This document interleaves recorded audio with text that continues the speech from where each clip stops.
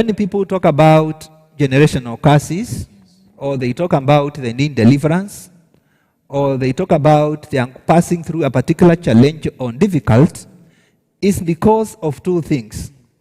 Either their spiritual investments that they found or they have invested themselves are causing negative harvest. For example, you would imagine, God forbid, if God said, let us make man in the image of Satan, and let him never have anything, and let him be poor. That's a spiritual investment. Yes. So the moment this man will rise up, when God breathes in him, he will be possessed by Satan, because that is a spiritual investment he has found. Right. You get it now? Yes. He will be poor, because that is a spiritual investment he has found. Yes. Okay? Yes. And so, every human being, their life operates based on those spiritual investments. Now, there are two types of spiritual investment. One is godly spiritual investments, and the other one is demonic spiritual investments. And that is why when the Bible is talking about a man, it must also go back to his generational beginning. You understand? Genealogy. To try to show you what has been invested over the years before this man surfaced. Who was his father? What did his father do? Who was his mother? What did they do? Because all that has built up into this man being born, and then God deals with this man based on the spiritual investments that are upon his life. Okay? So we have godly spiritual investments, and we have demonic spiritual investments. Now, I will give you an example in the Bible of ungodly investment, which somebody found and began to enjoy it. You have heard about the mercies of David.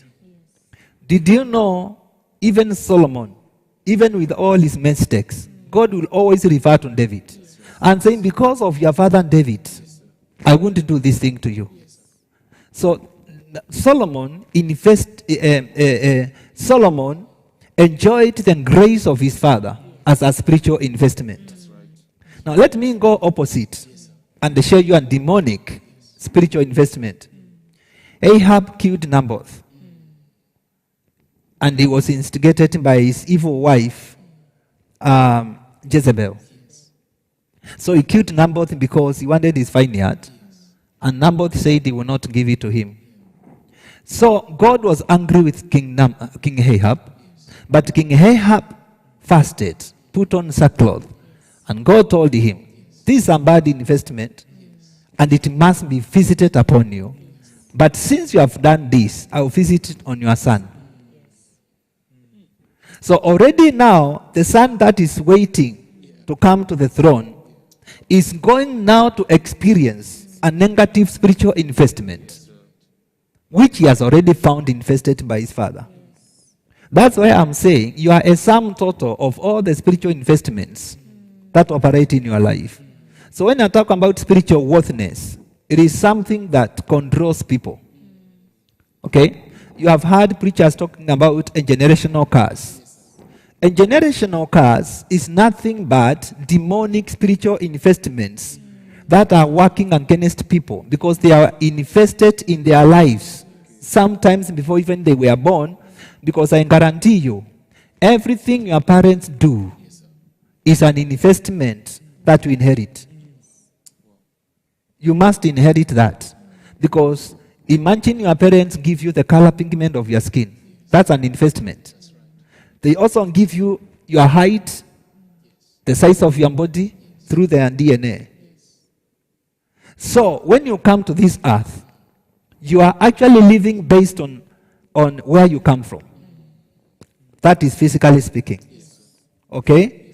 So for you to understand that, these investments are so powerful that if your father is white and your mother is black, you come out white. And you can't boast about it because that is an investment in your life by your dad. I am just trying to go into human language to make people understand this. So, I'm praying for somebody now, a cripple. This one walks, this one doesn't walk. God told me there are certain things that happen to people because of what other people in their lineage invested.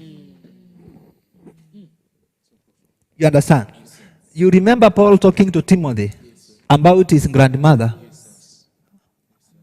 and his mother, and they say there are investments on Timothy because of the faith of his grandmother and and his mother. Meaning Timothy did not just excel in ministry because he was better, but because he was given a boost by the faith of his mom and his grandma and the prayers they had poured on the boy. You understand now? Those are spiritual investments. Okay?